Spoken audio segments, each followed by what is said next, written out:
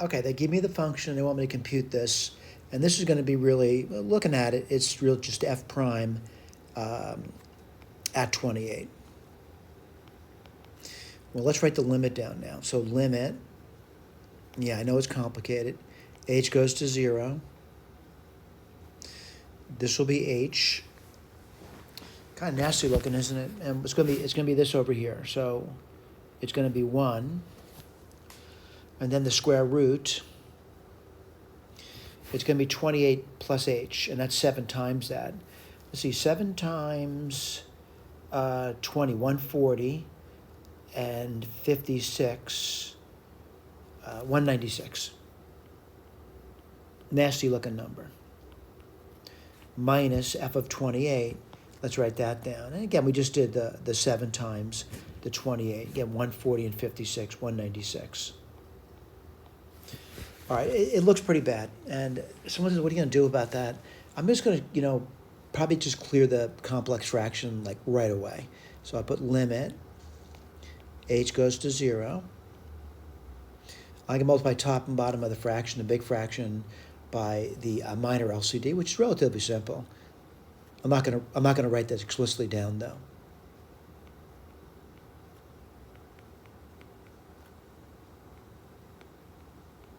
What do you get over here? Root of 196 minus the root of 196 plus 7h. All right. Now, granted, there's trouble there too. I mean, the trouble there is I still can't use the limit loss to do that. So I'm going to multiply top and bottom by the top's conjugate. And I got to go over here. So let's write this down. So it's going to be limit, H goes to 0. This is going to be H. I got this nasty looking root.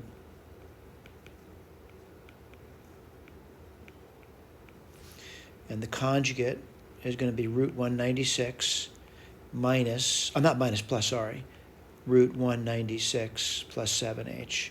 Now, what's nice if you multiply the top by the conjugate, you're going to get 196 minus 196, the quantity 196 plus 7h.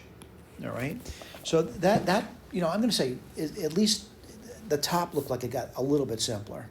I shouldn't say a little, a lot simpler. What do you get? You get limit. So I keep saying limit. I don't know what the limit is yet. The top will be minus 7h. The bottom, not much I can do about it. It's h. It's the root. And then you get this over here. It really kind of looks very nasty.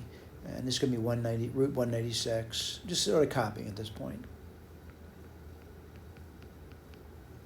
By the way, all this is typed up for you as well. I realize chicken scratch can be quite hard to decipher if someone's just rapidly going through it.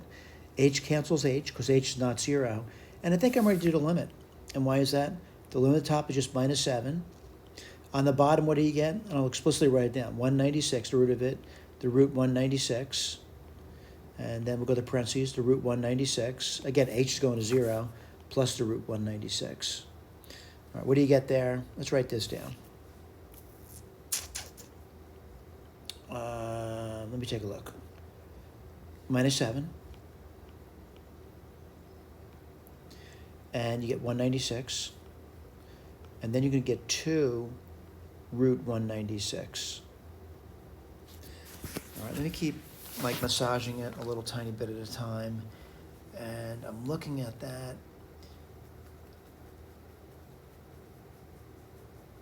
And I'm going to do this for you. 7 into 196. All right, 2, that's 14, right? And then you're going to get 56, and that's 8. So really what I'm seeing that 196 as being 7 times 28. And 7 times 28 is really 7 times 7 times 4, which is 49 times 4. They're both perfect squares. All right, let me put that down for you. We're going to get minus 7, 196 times 2. And again, the square root, it's going to be 7 times 2 now, right? Well, I'm going to reduce it. 7 goes into 7 one time. So what do you get over here? Minus 1. And then 4 times 196. Let me write that over here. Yes, I'm doing the arithmetic for a point. I want to get the number. I'll see if it agrees with the key. I certainly get 400. How did I do that? 4 times 100 is 400. 4 times 90 is 360. And 4 times 6 is 24. So what do you get? 784. All right, let's go back over here. Wow, we got it. -1 over 784.